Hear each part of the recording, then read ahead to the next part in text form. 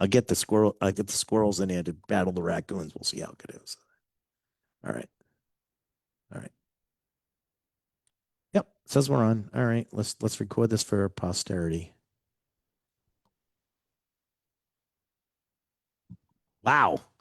Well, anyways, it must be Wednesday, so therefore it's usually Whiskey Wednesday, but it's not. It's Whiskey Wednesday gone wild. Woo! Dan, it's a small but feisty little crowd we have here. I love it. Dan Pontius is here from a privateer. So, as you've guessed, if you're local to New England area, you know that means rum. So, I mean, it's a good time to have rum. I mean, rum is one of those drinks. Massachusetts used to be one of the biggest suppliers, biggest producers of rum. Oh yeah, we were lousy with rum distilleries. We were lousy with it. No, we were good with it. I doubt it was very good back then. All right, but now we have Privateer, which is really one of the best rum producers here in the United States. Period. Agreed.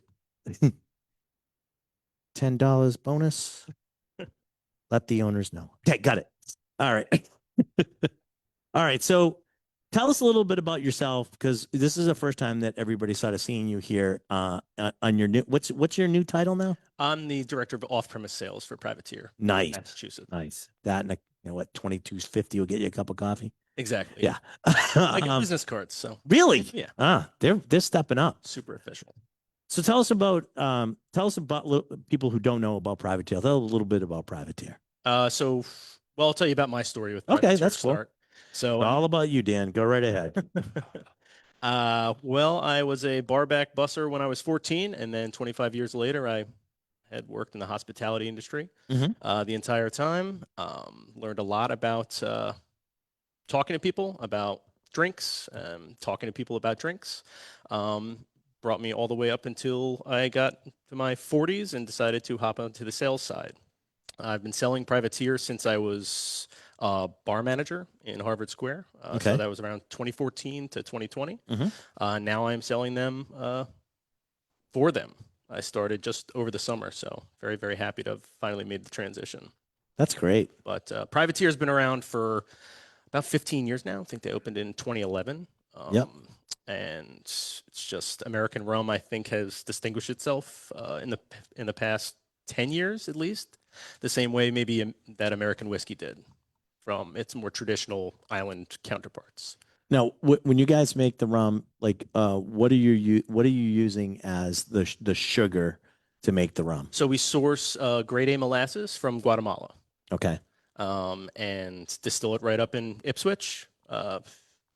Low and slow fermentation, local water, and aged in a New England climate, which I think is kind of what gives it the character that people seem to respond to. Yeah, I mean, that's way different than, I mean, rum's made around the world. And it's pretty much rum. It's rum from Mexico. It's rum from Austria. Speaking of Austria. Mostly very hot, humid locations, year-round heat and humidity. So that's kind of what distinguishes American rums in general. And then that's what really distinguishes New England rums. So it becomes a low and slow type thing. I mean, because of the climate. Oh yeah, well, low and slow fermentation. I mean, low and slow is going to be the best route for anything. Okay. I mean, think about if you've ever known someone that made tomato sauce, right? They do it all day. And you can think of, I mean, I've never really thought of it that way, but you could think of the aging process the same way, because I mean, I think it's split 50-50. It's a tundra up in Ipswich for half the year. And that's right. So much changes in barrel during that time. Well, we're gonna actually try pretty much the standard lineup, but we also have some surprises in here today. Yeah, surprises even for me. Yeah, we wanted to surprise you. Yeah, it's always nice when you can surprise the guest that night. Yeah, with some of his own product that he doesn't even know about. Yeah, you're gonna have to walk me through that bottle. Okay. Well, we'll drink it. I mean, this is the whole point of these tonight. We get a good group of people out here tonight that are obviously interested in rum. I think you get some fans out here already, so that's always good.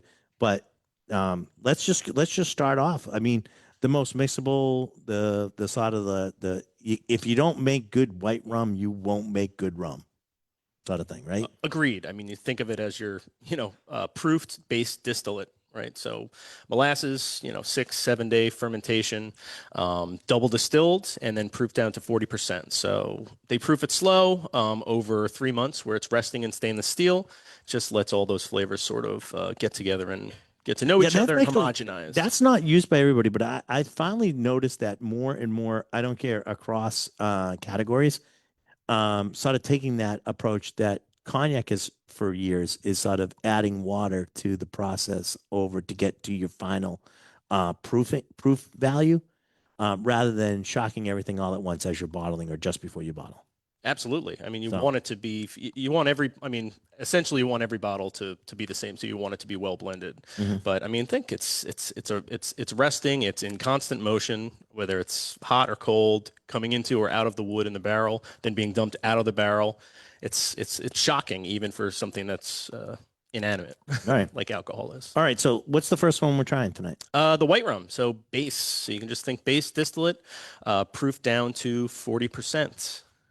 So this, I have my favorites. I'm an aged guy when it comes to most spirits, but I say that this is the one I'm most impressed with because I've had a lot of white rums over the years, and this one it's not only super flavorful, but it's super crisp, very, very clean.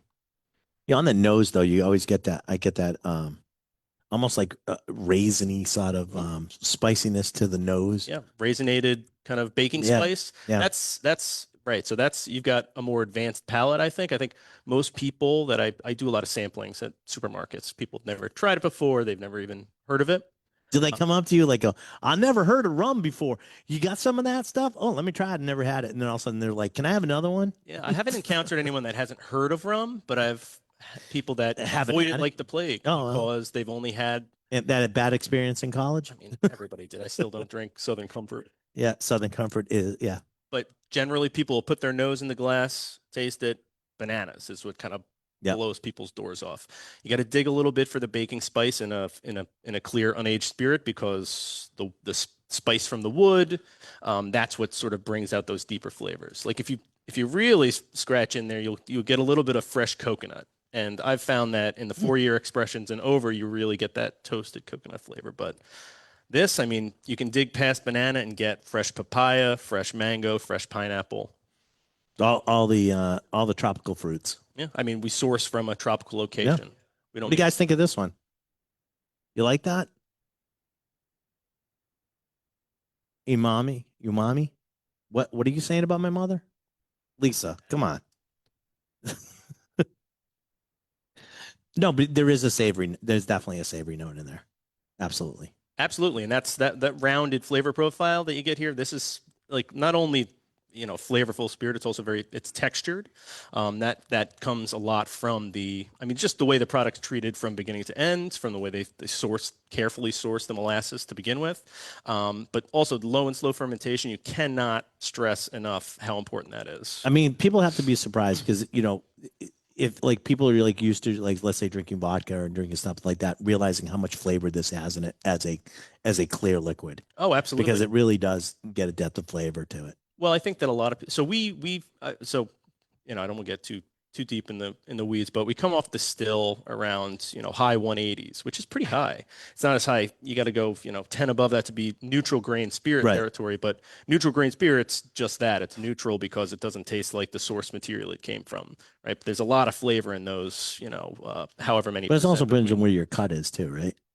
Like Absolutely. where you're Yeah. cutting it out. No, absolutely. So I mean, like traditionally, we're mostly hearts for the white, but we will get into We'll dip a little bit. we'll Yeah. dip our toe in the Dip a toe in the in. tails in a little while. This is this would, so for people that are watching, this would make like a really good daiquiri or a Oh, mojito, or I can I say mean, it's versatile. right. So again, I will preface I'm pretty effusive about my praise for these products. I've I've been working for them for about 5 months now, but I've been pouring them since I ran beverage programs, and I took my beverage programs very, very seriously. Like I've still got my whole setup at the house. I love making drinks all the time. The Privateer White makes an incredible mojito because it really, there's not a lot of white rums out there that give you so much Yeah, flavor. flavor.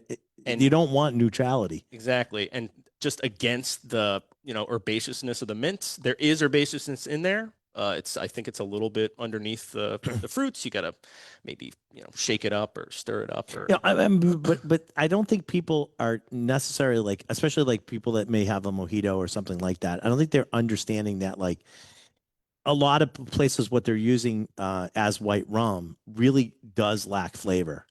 And so it is sort of you're getting close to neutral and you're not really getting the deep flavor. If you make a mojito with this and make a mojito with something else, maybe that, there's a singer that takes your name from it, and try that, you'll notice you'll notice the flavor difference immediately. sure. So, and you said it, It's a I depth of didn't. You flavor. said it, and I didn't. But you find in a lot of wells, you'll find very mass-produced spirits, which is fine because a That's lot of fine. people, a lot of people going out want a Great. cocktail because it's got alcohol in it. They Right. don't necessarily even As my need. cousin would say, get to the point. They don't need to dig, right, exactly. They don't need to dig that deep. This is, you happen to live locally to it, but no matter where it is, this is a richly textured and well-made spirit that is supposed to taste like a time and place, right?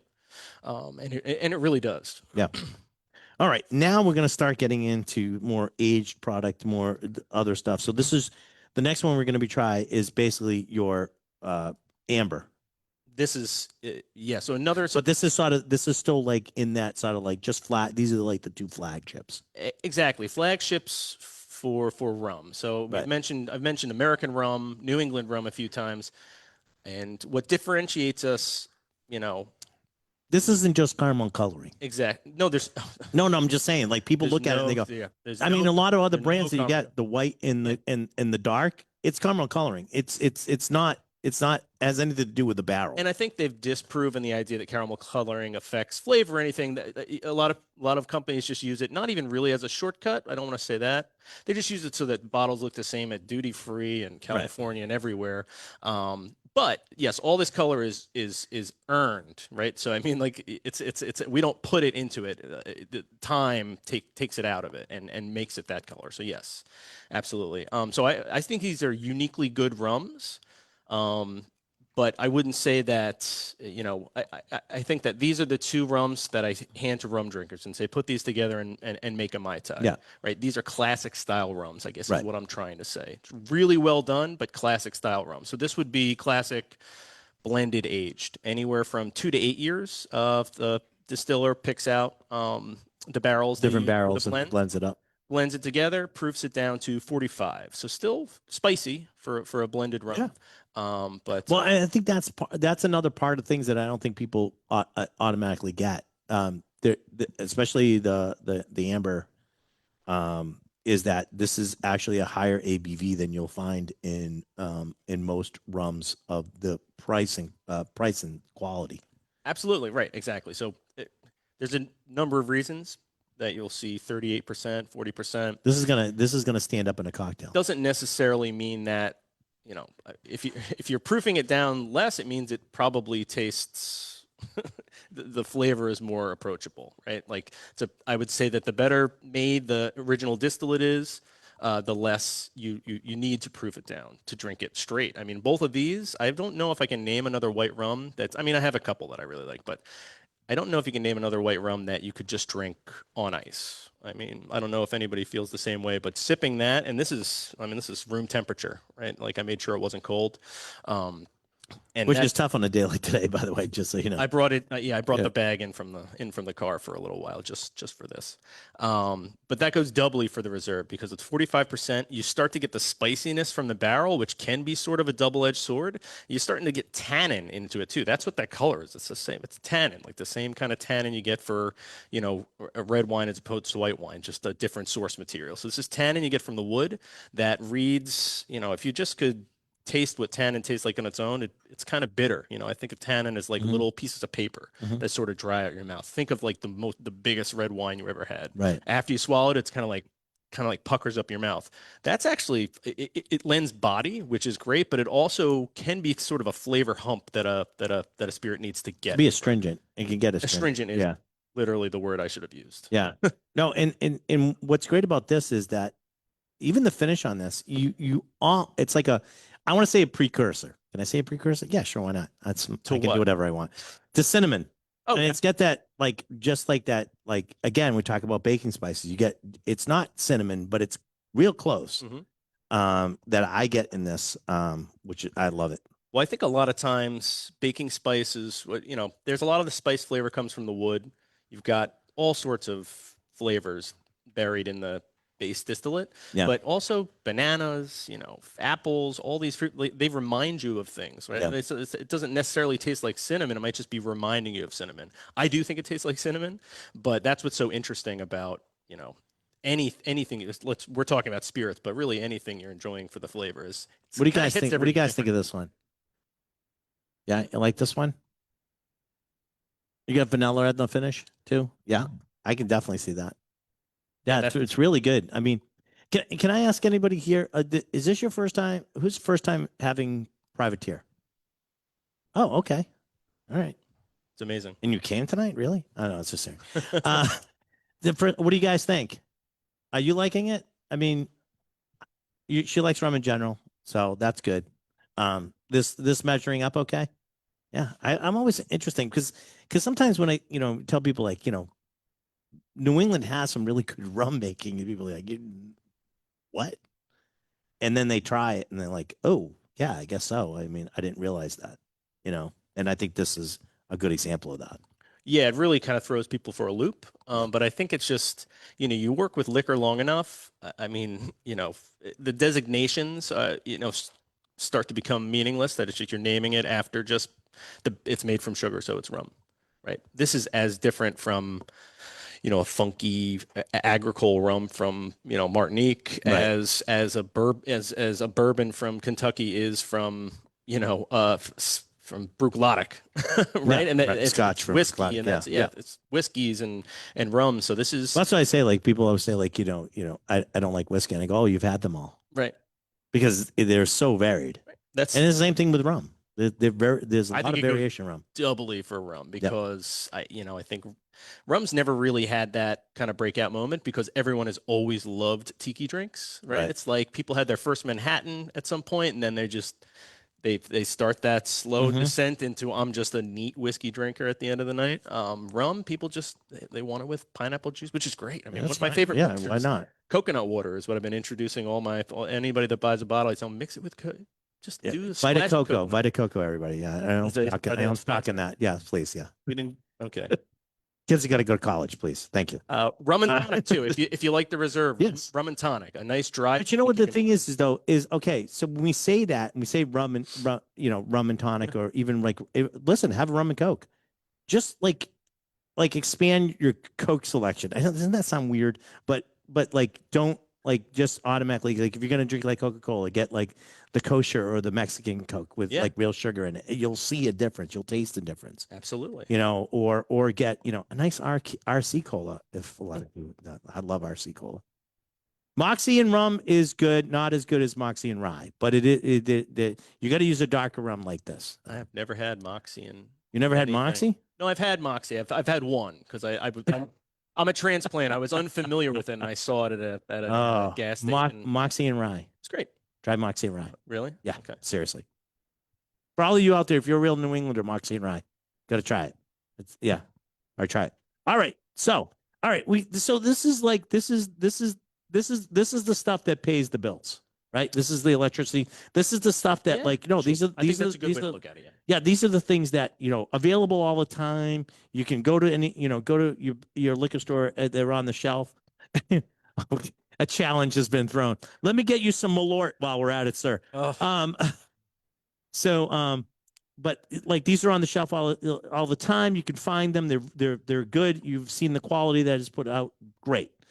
Now let's go. Now let's like really dive into what Privateer does. yeah, so right, exactly. That's exactly. I don't want to discount the rums because they're so amazing, Right. but we don't need to hand sell the rums because people are looking for rum. They're just going to gravitate towards whatever they like best. Right. And if they like this style of rum, American style of rum, you're not going to find much better. Where I think things get very interesting is when we age a little bit longer. Okay. Right? We use a lot of new American oak in our aging, which I think sets us apart, as well as the climate. I think those two things together really, because we've tasted base distillate, we know what's special about it.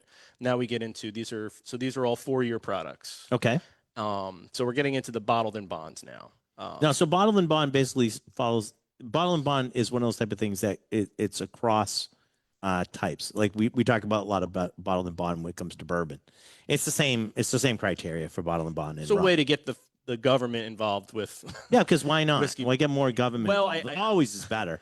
I think it came about because there was some not so great whiskey That's being true. passed around, and so they had to clamp down. So at the time, it might have been a good idea.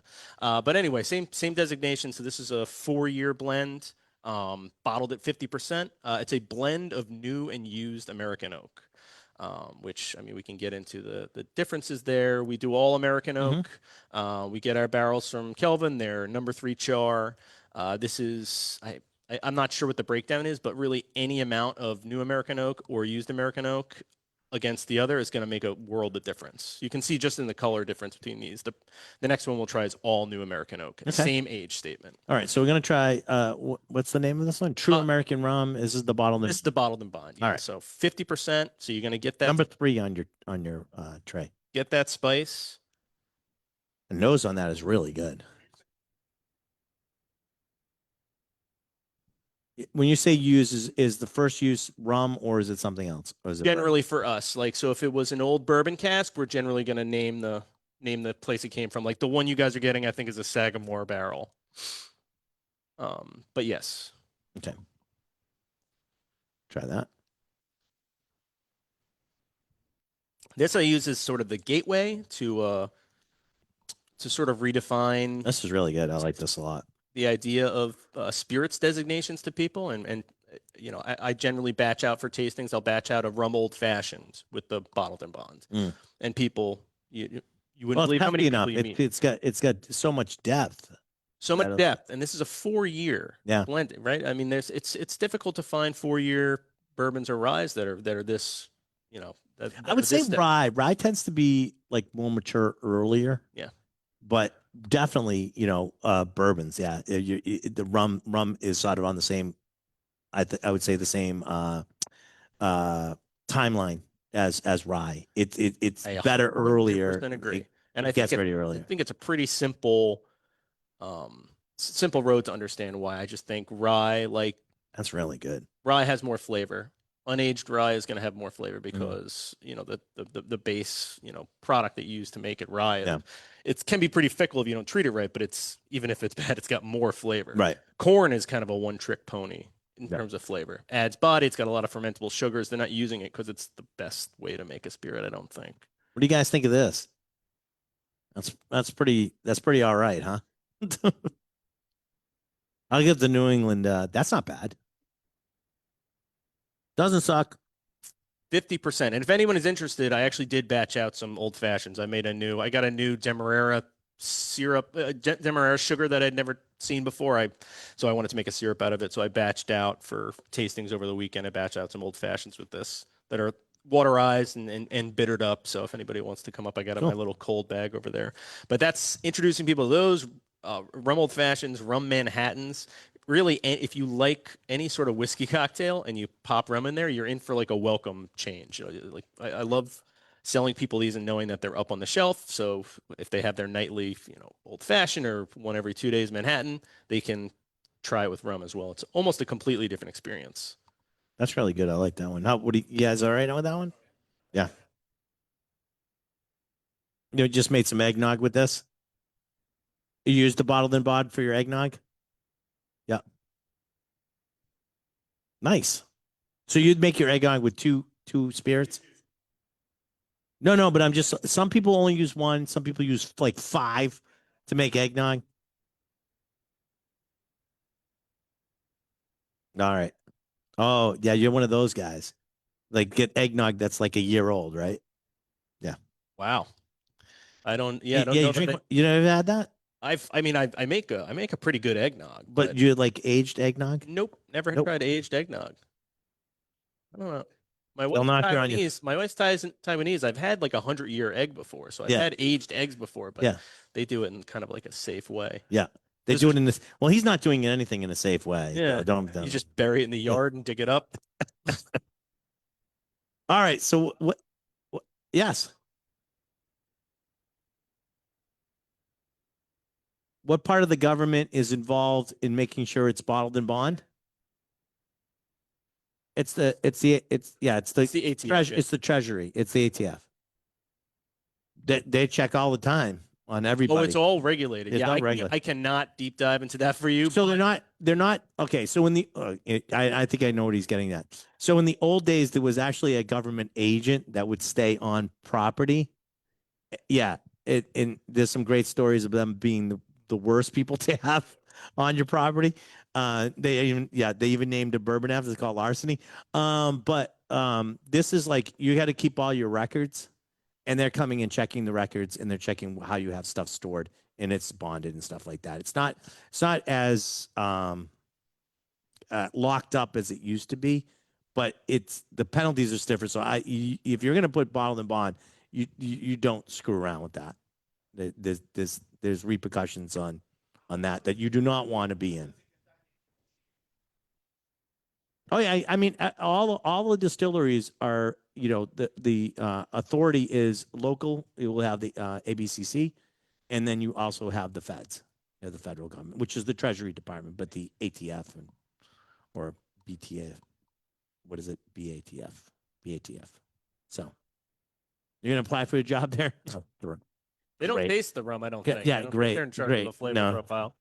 It'll last like a week, tops. Yeah. He'll visit the first distillery, and that'll be it. So yeah. All right. All right. So now we go to the Navy Yard. I mean, rum has this huge sort of like association with sailing and the Navy and all the stuff because of obviously going to islands to islands to islands, and of course up here in New England, we boats and ships up here in New England. That's like second nature. Ipswich, Mm-hmm. no problem where you're located and stuff like that. So, as a matter of fact, I was just talking about the last time the British Navy used rum was 1970. That was the last barrel of like rationed rum that they used to get. But black tot, yeah. Did you get some? This got some of it in there. Yeah, you can get bottles of it. They're pretty cool too. I've had it. It's really cool. Good. But that's the last time. So I mean, just so the whole thing with the Navy type thing. Yeah, I mean that's one of the stories everyone always asks about. I mean, we don't where it came from, like Navy Yard, Navy Strength. It's the Navy Strength, right? The old scuttlebutt is that the cute story is that they demanded a spirit that was high proof enough where if you spilled it on the gunpowder would still go off. Right. I think that they're just on the boat board and they just want very high rum, high alcohol. Yeah, why not? But hey, who knows? All right. So this is the Navy, the Privateer Navy Yard. So tell us a little bit about this one. Okay. I'm getting to that, Lisa. You got to be patient. You got to be patient. I'll get to it. So this is the only single cask in our core line. So our master distiller will go around testing barrels that are 4 years in New American oak, and if he tastes one, he says this needs nothing. Then it becomes a Navy Yard. Okay. So 4 years, New American oak. You can look at this color. Gets a ton of tannin, gets a ton of wood sugar. It's got so much texture, this one. I'm a fan of New American oak. I mean, there's different schools of thought I can see. I think aging is basically a function of how far the liquid gets into the barrel. And so this is just pulling out maximum barrel, especially since we generally go into barrel around 55% or 110 proof. So really the perfect marriage of a great distillate and great climate. What's the ABV on this one? This one they're all different. This is 55.9, I think I brought in. Okay. Yeah. So, yeah. See, this one's 55.5. I'm pretty sure the bottle I brought is 55.9. Now, they're all different, but around that 55.9, 59. Because they're just going in at strength. It's going in at strength, but I mean, it fluctuates. Yeah, no, each barrel's different. Yeah. Each barrel's different. Yeah. Fluctuates up to 125 down to like close to 100. Okay. That has a lot to do with the fact that half the year it's losing water, and half the year it's losing like alcohol. Super interesting. That's also why they have to be careful to harvest at different times of the year. Right. So we can do in the very tight window in the fall, very tight window in the spring. Because Okay. you can think, especially in this climate up here, it's kind of like it's Do you find it hard? Like, does it get over tannin if you guys harvest in the winter? Because it's pushing they like, stay very, very bitter, yeah. lot less rum character. I'm actually like fairly new to this because I know a lot about, other spirits, but not a lot about New England spirits. So it's been really interesting learning about the difference aging up here because it's Mhm. like, and the way it hits my mind is that it's like it's really breathing up here. It's like breathing in and breathing out. So it's like breathing in during the winter, kind of like shrinking up, and then breathing out during the summer. And so it's like in that homeostasis period in the fall and in the spring, it's like it's what it's meant to be. And Okay. it's interesting because there's nobody, it's I'm sure it's not like a scientific reason for it that they're running on. It's based on the taste. It's based on what they want it to be. Right. But it really is. I think bitter is the number one adjective they Concern. used to describe what happens. And we like because we were just down to the wire harvesting the sample of the one for you. They were nervous about it, but it was Yeah, we're gonna came out we're gonna, we're really gonna we nicely. get we get sort of a cool thing to do when we get down there. So I Yeah. think it's gonna be neat. Yeah. What do you guys think of the Navy Yard? Okay, so I'm always cautious about when I give somebody a tasting flavor or note because I don't like to lead people. Like you just taste your own. But does anybody else get like a huge cola nut Absolutely. at the end of that one? I do it when it's so obvious that I would hope most of people would sort of catch it. But like it's like maybe because we were talking about Coca-Cola, I don't know, but it does have a cola nut finish on that. It's the texture. Yeah. It's the vanillin mixed with the texture of that wood sugar that gets pulled out. Really leads you down all sorts of paths. Yes, Kavork. 2 to 3% on each trip. Generally, What that's is what's it? it, that generally that's what it is. I'm honestly not sure what it is up here. But we go into barrel at 110. This one is 111.8, right? Yeah. 111.8. So it's gonna lose something. Yeah. All right. That's good. I like that one. All right. What's the next one you have for us? The next one is the Queen Share. So this is from my tastings. This is most people's favorite. Some people get swayed by my enthusiasm for the Navy Yard, which might not be great. But the Queen Share is the most different of our distillates. So it's actually a slightly different cut of the original distillate. They use what you call the seconds. So when liquor comes off a still, it comes off in roughly three segments: the heads, the tails, and the hearts. Almost nobody uses the heads. The hearts are what everyone's after. That's the Well, pure. some bad stuff in the heads that you get They're rid of, right? absolutely, yeah. But the more I've learned over the past couple of decades, it's like the bad stuff. I don't know. I mean, like I drink a lot of mezcal, and like Yeah, you can and right, sometimes you taste right, those like blue right. cheese cannot be a tasting note for something that's like good for you to put in your Yeah, body, right? yeah. So there's some wiggle room, not really in the heads, but there's some wiggle room at the end. So you're Dipping into the tails is they're where you at, go. exactly. So that's what the seconds are. So you have the hearts, which everyone's heard of. It's the meatiest. I tend to my talking point on it's the most reliable. That's why everyone wants to put it in the bottle because they know exactly what it's going to taste like. I'm interested in this type of like second distillate because I like a little kind of you know, messing around with some kind of off flavors, like a little bit of risk. So what they'll do is while they're making the base distillate, they'll cordon off some. It's like the transitional period between the hearts and the tails. They'll take a little bit out of every batch until they have its own batch, and then they'll run it through a third distillation. So the first four you tried, they're all double distilled.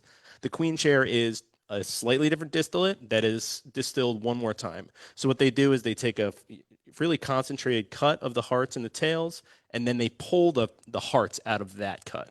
So Okay. you can Yeah. you're thinking it's distilled. It's a little more. So it's interesting because it's a little more pure in that way. But you're adding in a little bit more of the because I would guess that the hearts of the tails, right, are going to have a little bit of a different flavor than the hearts of the Right. No, the no, it regular is batch. definitely, absolutely And you can I mean, there's no way you can think these things don't taste different. different. So again, it's cask strength, but it is a blend of used and new American oak again. So you can see that color difference once again.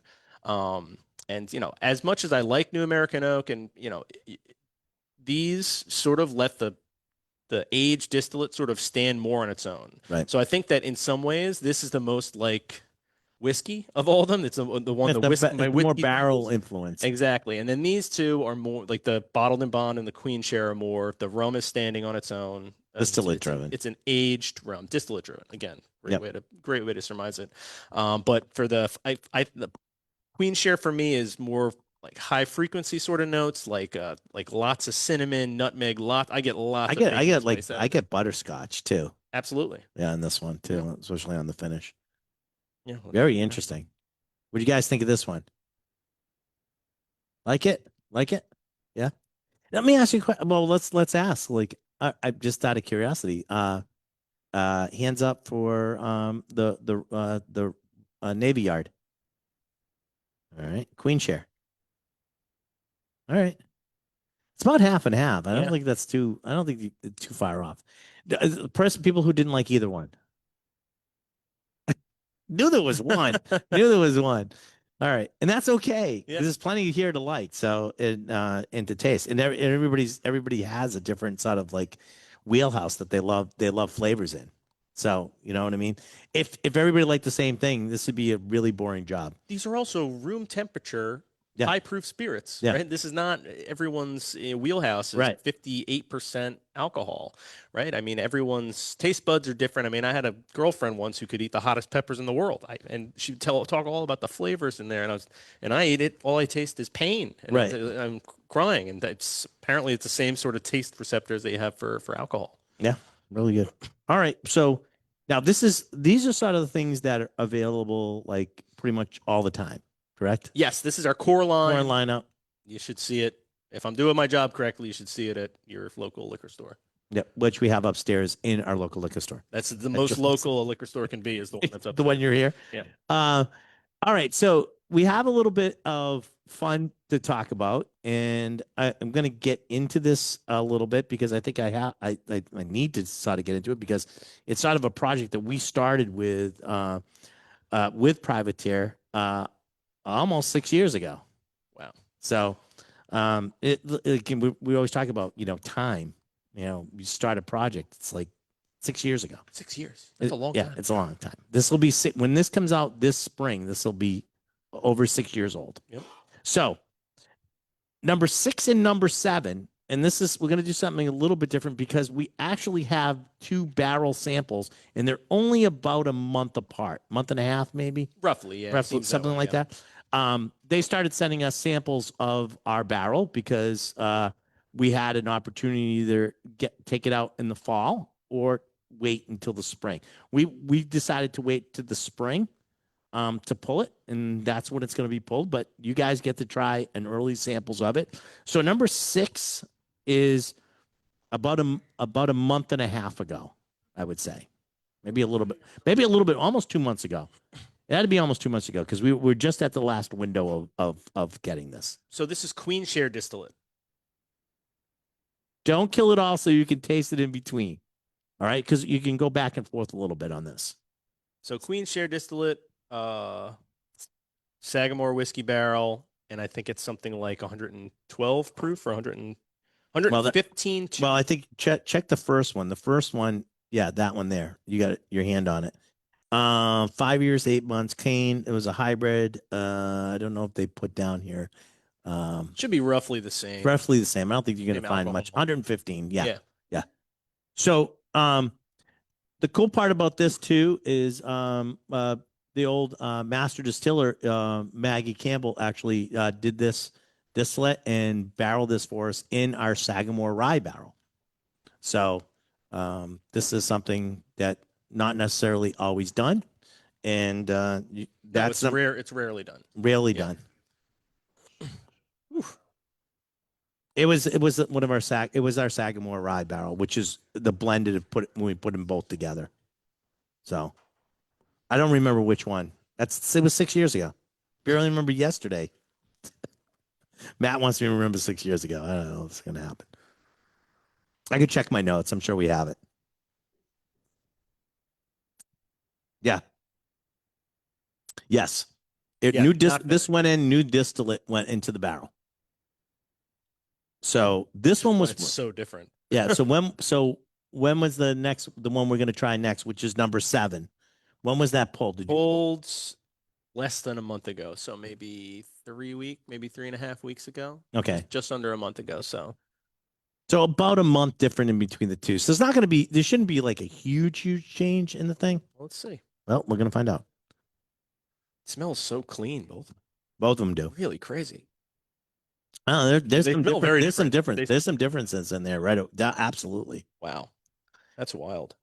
But we're also getting into little bit colder weather too as we're doing Well, this. like I said, this is the very end Yeah.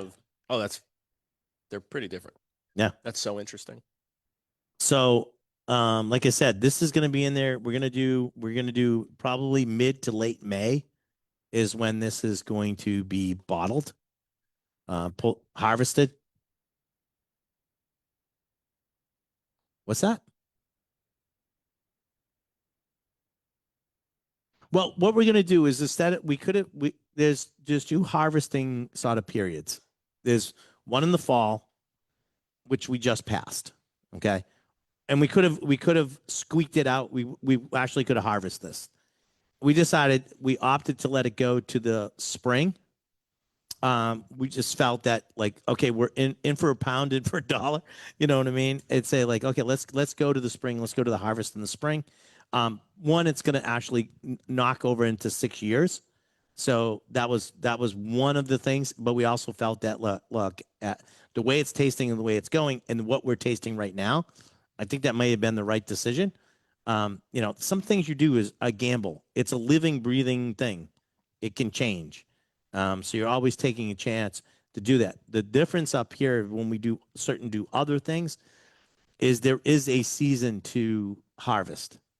So you do sort of have to take it because if we took this like especially after today or this weekend when we start really getting into like really cold weather, that's going to make it change drastically. But it's really not what the rum tastes like, and that's why you're going to wait until the spring and when you get some of that weather where everything is pulling and it's where it should be when you should be harvesting it. Yes, the barrel tightens up, things come out of that, and it can be the good and the bad. And then when it goes back in, it's taking out hopefully most of some of those tannins and stuff like that. So yes, Lisa.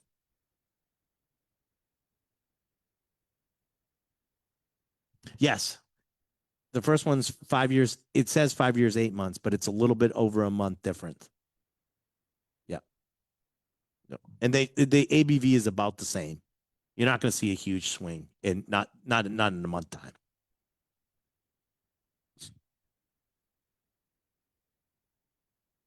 It's a lock and key Sagamore barrel. That's what it is. Are you not? You're not listening at all, are you? Matt just asked that question. Yeah, but he's right here. I can't remember which Sagamore one it was, but I think going back as we were talking about 6 years ago or longer, it's probably Pink Slip. Yeah. So, I'm gonna check, but I'm pretty sure it's Pink Slip. So it's a rye barrel, and that does make that is a difference because you guys primarily use bourbons, and this was a rye. Yep. So we could have sent to bourbon, but we said they always do bourbon. Let's do a rye. Let's try something different. And Maggie was at the time was like, yes, I want to do a rye. Let's do that. So that was.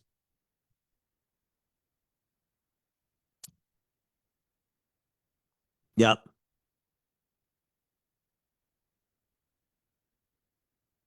It's right. It's 2 years old, right? Yeah, this is going. I mean, you got to remember, this is going out like 6 years. This is going out a while for the general releases of a lot of the products that Privateer does.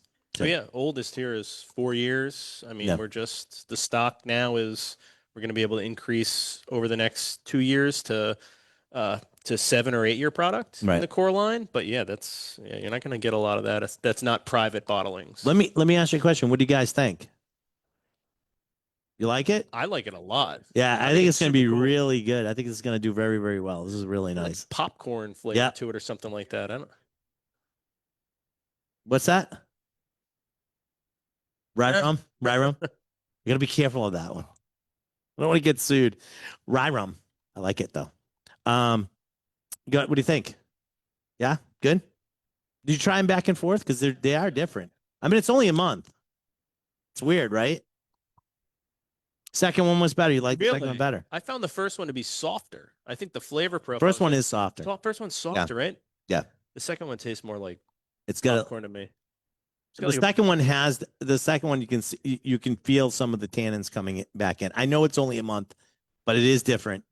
And I think we're getting into colder weather, and it's actually showing. Yeah, it's not temperature controlled. Showing the barrel room. It experiences everything that happens, weather-wise. Do you have different tiers? No, everything's on the ground floor. Yeah, I mean, yeah, it's not. You don't have like huge. It's not like it's not like a rick house where it's going to be 10 degrees hotter on the top than the right, bottom. On the bottom. So I don't know. I don't think I could dive into that, but I don't think there's much of a difference. Difference between bottom and top. I think it's. I don't. You guys don't have. I don't remember them not being that tall. They're not that tall. I would say it's maybe. I don't know. How many barrels high is it? Jeez, I'm trying to picture it.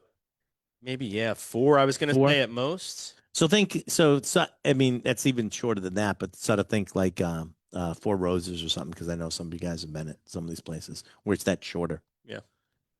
But you get a lot of cold. All right, so that's it. And, well, not quite. We got one more to try, and wait, there's more.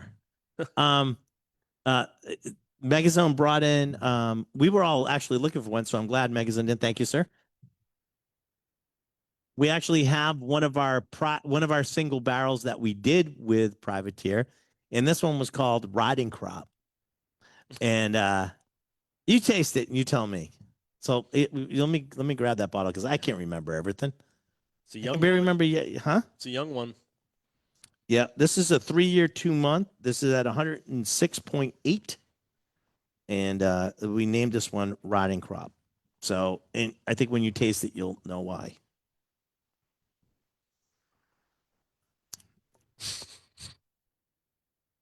I mean, but I still, it's got that leatheriness to it, but it's also got that cinnamon pops on that. Finish it. It's like an unpeated blended scotch. It's really, really good. I like this. I liked this one when I first tried it. Wow. There's a couple bottles obviously hanging around at different people's houses, including my own. I just couldn't put my finger on it that I had open. But what do you guys think of this? So it's no longer available. So I'm glad you really like it. We actually, Johnny, we made a cocktail from this. What was the cocktail with? Slap and Tickle. That was the name of it. Yeah. Riding Crop Slap and Tickle cocktail. It was really would not have made it on the menu when I was running the really program. No, I don't no. think so. You didn't taste it. It was really good. Just the name, I mean. The orange spiced orange. We used a spiced orange ginger ale. Sounds good. All right. What do you think? That sort of ends our thing. What do you guys think of that one, though? Good? Yeah. Dan, thank you so much for showing this tonight. I actually have the spec sheet on our barrel. If anybody wants to see it, they're more than welcome to. I want to thank Dan for coming in tonight and doing this great tasting for us. We really do appreciate it. A lot of fun. I think it's always eye-opening, and I love promoting local products, and especially when they're this good. Thanks a lot. I really do appreciate it. For everybody that's following us on Facebook, thank you for joining us. You can always get us, It's the Liquor Talking, wherever you get your podcast. Cousin Vinny will have that up soon. We're also on YouTube. Just look up It's the Liquor Talking. Thank you for joining us. You should have been here because it was awesome.